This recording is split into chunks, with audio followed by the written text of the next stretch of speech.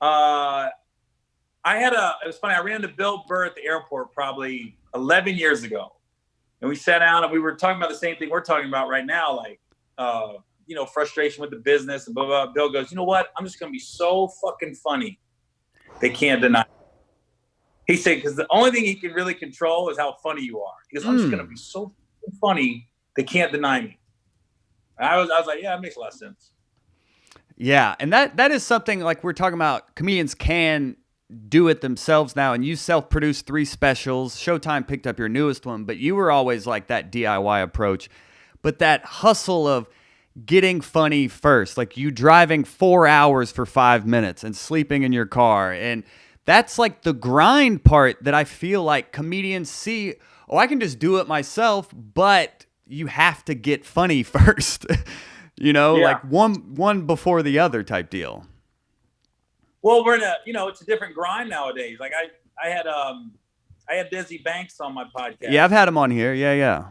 And we were talking about it, and I said, the grind's different now. Now the grind is, get up, get your phone out, and let's get with your friends and come up with a sketch, which is a grind in itself. You can just sit around and watch TV. You know what I mean? And then to edit it and put it out there.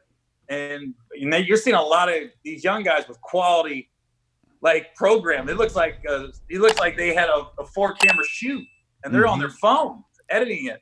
So I mean, the grind is just a little different. It's still a grind, but it's changing, and we have to change with it. Back in when I started, we were at the mercy of networks and TV execs. We couldn't just get our material out there. It just wasn't possible. There wasn't any outlets. Nowadays, you're not at the mercy. I mean, look at Andrew Schultz.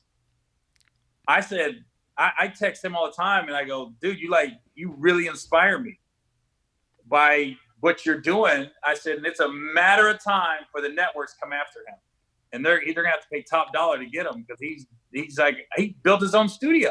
Yeah, he's got his own little talk show now. I know, it's incredible. So what are you doing? I know you have your podcast. What else are you self-producing, or what are opportunities are you seeing you're trying to take advantage of, and that comics in general can start to take advantage of? Well, I mean, right off the bat, get as much stuff out on YouTube as you can and see what sticks to the wall, because YouTube they're paying now. You can get monetized. You get 1,000 subscribers and however many views, you can start. I mean, I'll be honest with you, that's why I did those lockdown videos during the pandemic.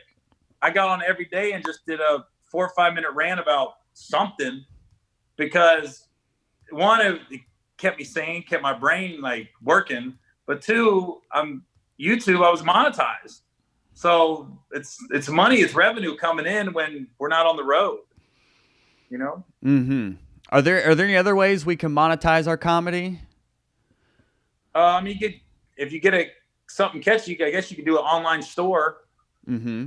There's T-shirts. We got masks now. I mean, I talked to Duval. He got that T-shirt out there. What do you say? We're in this together, but stay the fuck away from me. Is what his T-shirt said. He said I don't want to put his money out there, but he was making a decent amount of money off just that T-shirt. And that wasn't on a comedy special.